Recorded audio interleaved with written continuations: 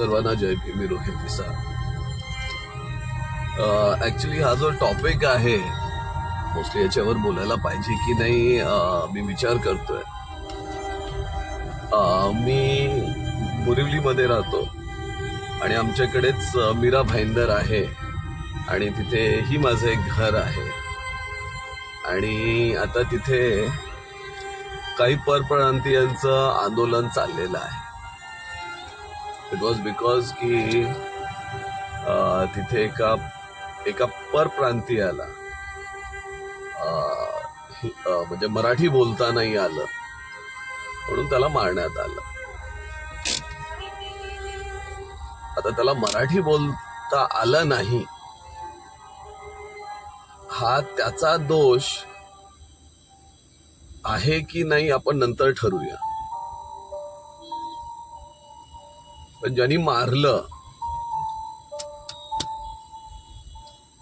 तो कुठल्याही पक्षाचा असू द्या, मला त्या माझ्या मराठी बांधवाला विचारायचं आहे की ज्यावेळी 6300 झेडपीच्या शाळा बंद होतात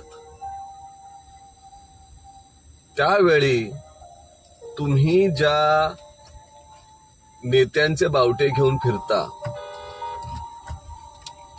आणि तुम्ही त्यांना काही प्रश्न विचारत नाही हो. ज्यावेळी रोडचे कॉन्ट्रॅक्ट्स इथे ज्यावेळी बिल्डिंगी बनल्या जातात त्यावेळी मात्र तुमचे तेच नेते सरकारमध्ये बसून किंवा विरोधक बसून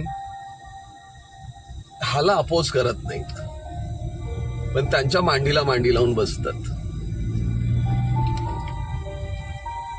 मी कुठल्या पक्षाची साईड किंवा कुठल्या पक्षामध्ये वोट करा हे मी कधी बोलत नाही. पण त्यावेळी मात्र मी प्रत्येक मराठी माणसाला बोलत होतो, मग तो जय भीमाला असो किंवा नसो, की तुम्ही बीजेपीला वोट करू नका, कारण इथे गुजरात्यांचं राज्य नको. पण एनिवेज इथल्या मराठी माणसांनी बीजेपीला चांगला सपोर्ट केला. आज ते संप करण्याची धमकी देत आहेत कारण तुमच्याच नेत्यांनी त्यांना इथे सगळ्या व्यवसायाची मक्तेदारी दिली. तर पहिला प्रश्न, जी मुस्काडीत तुम्ही त्या परप्रांत्यांना मारताय ते तुमच्या नेत्याला जाऊन ती मुस्काडीत आधी हाणा. ही मुंबई कोणाची? हा वाद आत्ताचा नाहीये. इथे खूप हुतात्मा ह्या मुंबईच्या लढ्यासाठी त्यांनी आपला जीव गमावला आहे. पण तुम्हाला माहित आहे का की ह्याची केस कोण लढलं होतं? त्या मुंबईची केस लढणारे आमचे डॉक्टर बाबासाहेब आंबेडकर. ही मुंबई जी तुम्हाला भेटलेली आहे त्याच्यामध्ये सिंहाचा वाटा आपल्या बाबासाहेबांचा आहे. बाबासाहेबांनी त्या काळामध्ये म्हणजे काही मोरारजी देसाई सारखी लोक यांची इच्छा होती की गुजरातमध्ये जावं, म्हणजे ही मुंबई. तर काही साऊथ इंडियन्सची अशी ऍडवाइस होती की ती महाराष्ट्रातही नको आणि गुजरातमध्येही नको, ही सगळ्यांचीच राहू द्या. आणि त्याच्या विरोधात माझे बाबासाहेब उतरले. त्यांनी त्या काळामध्ये 9 प्रश्न उपस्थित केले आणि त्या 9 प्रश्नांमध्ये उत्तरं त्यांनी पुढे जी कोर्टासमोर मांडली की शिवाजी महाराजांच्या काळामध्येही जो करार झाला तो करार त्यांनी तिथे प्रस्तुत केला इंग्रजांनी वकारीच्या दलालीसाठी गुजरात्यांना मुंबईमध्ये आणलं. इथे त्यांना मुंबईमध्ये जे टाउनमध्ये तुम्हाला त्याची घरं दिसत आहेत ती घरं फ्रीमध्ये दिली, त्यांना प्रॉपर्टीज फ्रीमध्ये दिले, त्यांना सिक्युरिटी दिली आणि इथे त्यांना बसवलं. म्हणून आज गुजराती त्या लेवलवर तुम्हाला आजही दिसत आहेत किंवा पॉश लोकॅलिटीमध्ये दिसत आहेत. ते इंग्रजांनी केलं. आणि बाबासाहेबांनी सांगितलं की आमचे मराठी बांधव पैसे कमवण्यासाठी माती सोडत नाहीत. आता हा त्यांचा गुन्हा आहे का?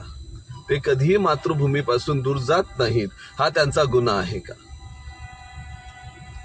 बाबासाहेबांनी महाजन आणि इंग्रजांचा जो जो जो करारनामा आहे तोही प्रस्तुत केला.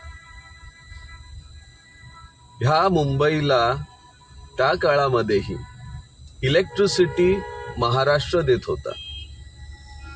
इथले लेबर्स महाराष्ट्राचे होते आणि पाणी पुरवठाही महाराष्ट्रच करत होता.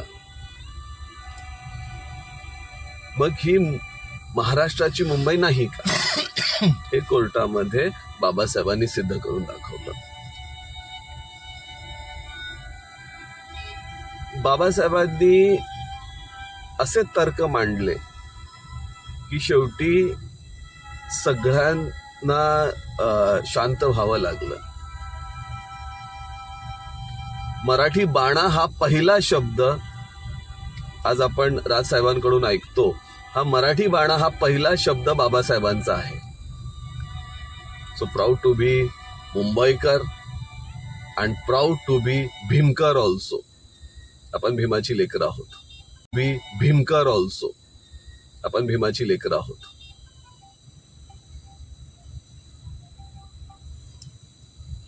तर अजून महत्वाचं म्हणजे मी झेडपी शाळेविषयी बोललो. तर 4th पार्ट आणि सेक्शन 46 मध्ये 6 वर्षापासून 14 वर्षापर्यंत एज्युकेशन कंपल्सरी केलं होतं आपल्या कॉन्स्टिट्यूशन मध्ये. प्रत्येक गरीब घरामधल्या सगळ्यांनी म्हणजे स्त्रियांनी म्हणजे मुलींनी ह्यांनाही कंपल्सरी केलं होतं. हा ज्यांनी झेडपी शाळा कॉन्ट्रॅक्ट मध्ये दिल्या. नाशिकमध्ये एक वाईन ओनर, अगेन गुजराती, ह्याला ही शाळा कॉन्ट्रॅक्ट मध्ये दिली गेली. त्याच्याकडून सरकारने 2 कोटी घेतले. सकाळी शाळा आणि रात्री गौतमी पाटीलचा डान्स झाला. हे काय मी हवेतलं बोलत नाहीये, हे सगळ्यांना माहिती आहे. सगळ्या नाशिककरांना माहित असेल. मग कॉन्ट्रॅक्ट देऊन तुम्ही सरकाराच्या मुस्काडीत का मारली नाही की आमच्या मराठी शाळेची तुम्ही अवस्था अशी का केली?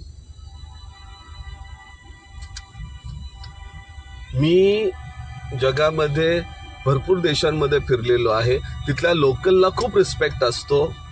परंतु आमच्या इथे गोरेगाव असो, जुहू असो, अशा भरपूर गुजराती कॉलनीज आहेत जिथे म्हणजे मराठी बोलणाऱ्यांना किंवा मराठी भाषिकाला तिथे अलाउड नाही.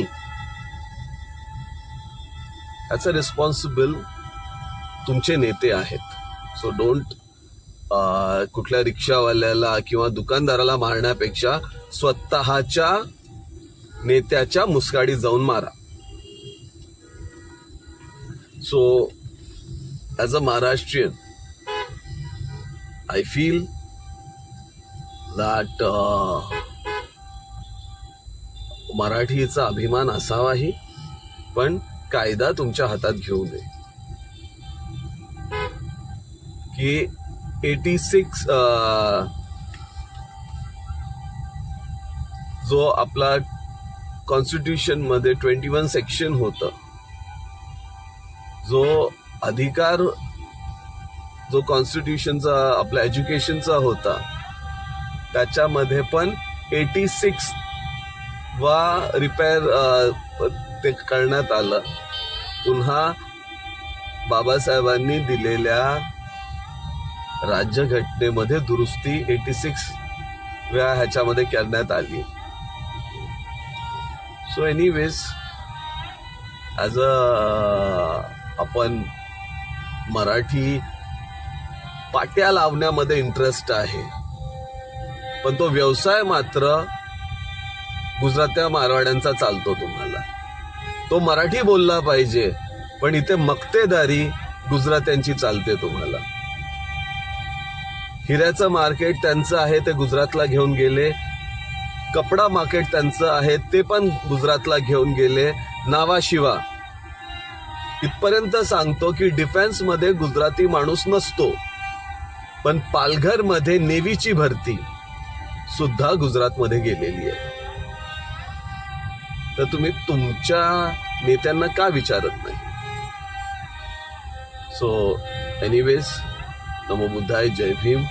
मला अभिमान आहे की मी एक मुंबईकर आहे आणि भीमकर पण आहे, कारण माझ्या भीमानेच ही मुंबई घेऊन दिलेली आहे तुम्हाला. जय भीम, नमो बुद्धाय.